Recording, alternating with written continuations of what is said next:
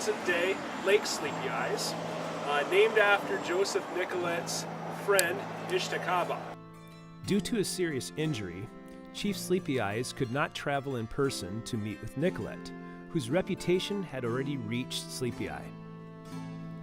When Sleepy Eyes heard that Nicollet had arrived at Traverse de Sioux, he sent his only son to, quote, die for the whites if necessary. Why? Did friends at Fort Snelling tell him of Nicollet? Did he learn from someone of the previous expedition? Or perhaps Sleepy Eyes learned of Nicollet from the enigmatic shaman Shitek, whom he'd met in St. Louis a few years earlier. In the Minnesota Territory, Chief Sleepy Eyes was chief among chiefs, even though there were a lot of Native American tribes. Despite references to his droopy eyelids, Sleepy Eyes actually stood almost 7 feet tall, making him one of the most imposing figures in the entire territory.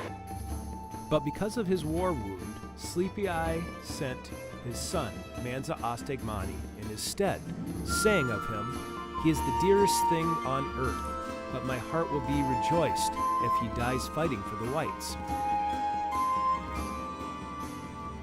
A decade before Nicollet's expedition, Chief Sleepy Eyes had traveled to Washington, D.C.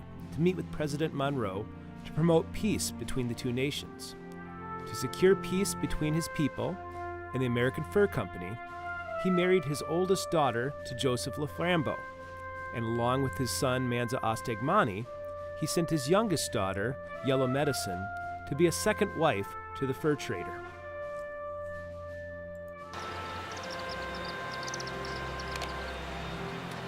A decade later, Chief Sleepy Eyes also had another important moment in Minnesota history when he helped local settlers choose a suitable spot along the Minnesota River. Instead of allowing the settlers to build near the present-day Land of Memories Park, which floods frequently, he took them to a high bluff along the eastern bank of the Minnesota River to form a town later known as Mankato.